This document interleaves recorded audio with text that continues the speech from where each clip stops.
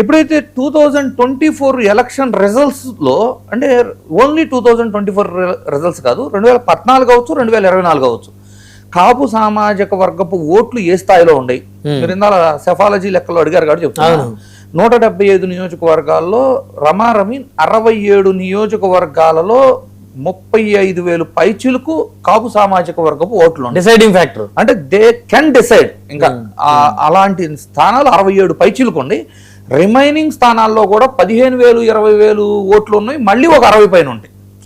So 2014లో TDP అధికారంలోకి వచ్చిన, 2024లో కూటమిగా అధికారంలోకి వచ్చిన ఈ రెండు సందర్భాల్లోనూ కాపు సామాజిక వర్గపు ఓట్లను పోలరైజ్ చేసి కూటమి తరపు చేయించడంలో సక్సెస్ అవడం వల్లనే ప్రభుత్వం ఏర్పాటు చేయగలిగింది అనేది అది స్టాట్స్ వైజ్ చెప్పాలన్నా చాలా క్లియర్గా చెప్పచ్చు.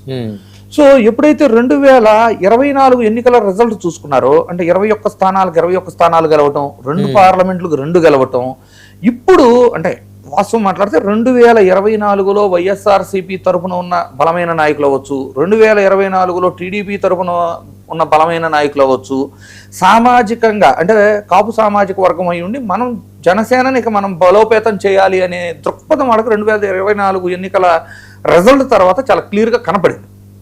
కాకపోతే ఇక్కడ ఈ బలమైన నాయకుల్ని ఎమ్మెల్యేలుగా గుర్తించి వాళ్ళకి అధికారమో లేదు ఆ స్కోప్ ఇచ్చే దాంట్లో ఇంకా వెనకబడి ఉన్నారు పవన్ కళ్యాణ్ గారు. ఓకే, ఇప్పుడు చాలా మంది వైసీపీ నుంచి కానీ ఇట్లా పార్టీ మారి వచ్చిన వాళ్ళకి ఈ రోజున ఎలాంటి న్యాయము జరగలేదు, ఇప్పటికి కూడా వాళ్ళకి గుర్తింపు రాలేదు అనేది సామినేని ఉదయభాను గారిని చూసినా, ఒంగోలు బాలినేని గారిని చూసినా ఇలాంటి సందర్భాలు కనపడుతున్నాయి. ఇప్పుడు వాళ్ళకి కీలకంగా ప్రాధాన్యతగా అది ఎంతవరకు అనేది ఈ రోజు మీటింగ్ జరుగుతుంది కదా, ఈ మీటింగ్ సారాంశం ఏంటి? ఇప్పుడు ఏంటి, లోకల్ బాడీ ఎలక్షన్స్ వస్తున్నాయి.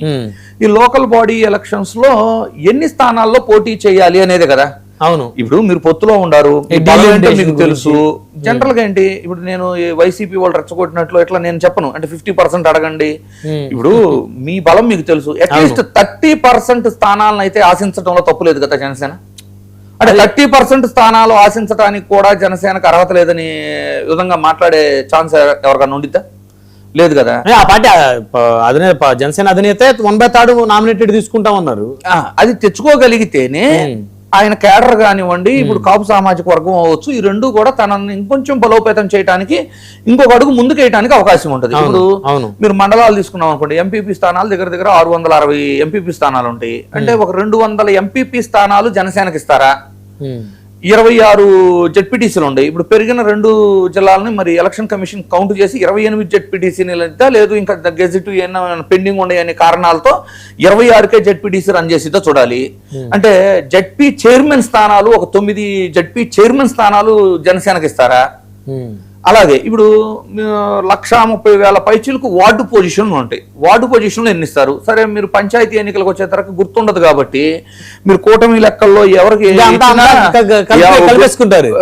ఒకవేళ టీడీపీ అభ్యర్థి పోటీ చేసినా జనసేన అభ్యర్థిని ఎవరు ఆపలేరు. అతను నామినేషన్ వేస్తాడు, గెలిచిన తర్వాత ఎవరికాడు మా క్యాండిడేట్ అనుకునేది పంచాయతీని కౌంట్ చేయలేం. కానీ మీరు ఎంపీపీ జెడ్పీటీసీ ఎన్నికలైతే ఎంపీటీసీ ఉంటుంది.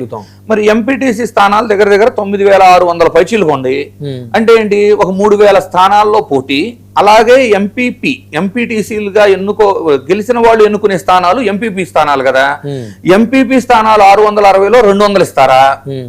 ముందు అది సాధించుకొని మా నెంబర్ ఇది అనుకున్నప్పుడు అప్పుడు వీళ్ళు బలమైన స్థానాలేవే తెలుసుకోవాలి. కానీ ఈ ప్రొసీజర్, ఇప్పుడు జరుగుతున్న ప్రొసీజరు గత 2 ఏళ్ల పాలన పరిస్థితి చూస్తుంటే ఎలా ఉందంటే, నాకైతే ఎలా ఉంది అంటే, ఇప్పుడు బలమైన స్థానాలను ఇప్పుడు స్టార్ట్ చేసి చెక్ చేసుకొని మనం బలంగా లేము, మనం పోటీ చేస్తే ఓడిపోయే అవకాశం ఉండిద్ది, టీడీపీ వాళ్ళని పోటీ చేయనిలే, ఈ రోజు మనం సపోర్ట్ చేద్దామని ఈయన జనసేన వాళ్ళని కన్విన్స్ చేసే పరిస్థితులు ఎక్కువ కనపడుతున్నాయి తప్పితే, పోరాడి మా కార్యకర్తలు ఆశిస్తున్నారు, గెలిచినా ఓడినా, ఇదేమి అసెంబ్లీ ఎన్నికలు కాదు, గెలిచినా ఓడినా మాకు 1/3 సీట్లు కావాలి.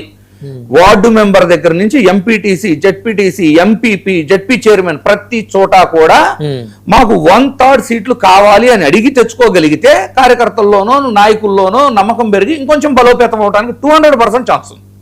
అలా కాకుండా బలమైన స్థానాలను గుర్తించండి అని ఒక ప్రోగ్రాం పెట్టి ఒక నెల రోజులు ఇలాగే కాలయాపన చేసి తర్వాత ఈ స్థానాల్లో మనం పోటీ చేసినా మనం గెలము, టీడీపీ వాళ్ళకే మనం సపోర్ట్ చేద్దాం ఈ రౌండ్కి, లేదు అంటే వైసీపీ గెలిచిద్ది మనం పోటీ చేస్తే అని జనసేన వాళ్ళని, తన క్యాడర్ని, తన లీడర్ని తనే తక్కువ చేసి టీడీపీకి మేలు చేసే విధంగా గతంలో జరిగిన ఎపిసోడ్స్ లాగా జరిగింది అనుకోండి, డెఫినెట్లీ క్యాడర్ జారిపోతారు. మీకు పిఆర్పి ఎన్ని గెలిచింది సార్? టోటల్ తీసేయండి, ఓన్లీ ఏపీ 16 స్థానాలు. 16 స్థానాలు పిఆర్పి గెలిచి 32 స్థానాలు 1000 ఓట్లు మైనస్ తో ఓడిపోయింది కదా. ఎన్ని స్థానాలు తీసుకోవాలి మొన్న 2024 అసెంబ్లీలో ఎన్ని తీసుకోవాలి? అట్లీస్ట్ గాజువాక సీటు తీసుకుందాం. ఎగ్జాంపుల్ మీకు చెప్తా, అన్ని చెప్పలే కానీ ఒక ఎగ్జాంపుల్ గాజువాకే తీసుకుందాం. గాజువాక 2009లో పిఆర్పి గెలిచింది. 2019లో పవన్ కళ్యాణ్ గారు పోటీ చేసిన కాన్స్టిట్యున్సీ. అక్కడ పిఆర్పి తరపున గెలిచిన క్యాండిడేట్ ఎక్స్ఎమ్మెల్యే జనసేనలో ఉన్నప్పుడు ఆ సీట్లో జనసేన పోటీ చేసుకోవాలా వద్దా? ఖచ్చితంగా. మరి అలాంటి సీట్లు ఎందుకు వదిలేశారు? విజయవాడలో పిఆర్పి 2 స్థానాలు గెలిచింది కదా, ఈస్ట్ వెస్ట్ 2 గెలిచింది కదా. 3వ స్థానం వంగవీటి రాధా గారు 750 అంటే విజయవాడ మొత్తం ప్రభావం చూపించింది కదా. కనీసం ఒక్క సీటు పోటీ చేశారా? చేయలేదు. అది పెద్ద మైనస్. ఇట్లా నేనేమన్నా అంటే పిఆర్పి బలం చూపించిన స్థానాల్లోనూ జనసేన ఇండివిజువల్ గా పోటీ చేసి మీరే చెప్పారు కదా సార్, పిఆర్పి నేతలు ఆ స్థాయి నాయకులు రావటానికి సంకోచించారు 19 ఎన్నికల్లో. 24 పొత్తులో ఉన్న ఆ సీట్లు అప్పటికి నమ్మకం రాలేదు కదా పవన్ కళ్యాణ్ గారి మీద. ఇప్పుడు బాలినేని శ్రీనివాస్ రెడ్డి గారు లాంటి వాళ్ళు, సామినేని ఉదయ్ భాను గారు లాంటి వాళ్ళు వచ్చారంటే నమ్మకం కుదిరి మాట్లాడుకుందాం. జనసేన కోసం మొదటి నుంచి కష్టపడిన నాయకులకు టికెట్లు ఇచ్చారా? All of sudden last minute లో పేరుకు జనసేనకు టికెట్ ఇచ్చి వేరే పార్టీల నుంచి వచ్చిన క్యాండిడేట్లు జాయిన్ చేసుకొని టికెట్లు ఇచ్చారా? ఇప్పుడు అనకాపల్లి సీటు 2009లో పిఆర్పి గెలిచిన సీటే కదా.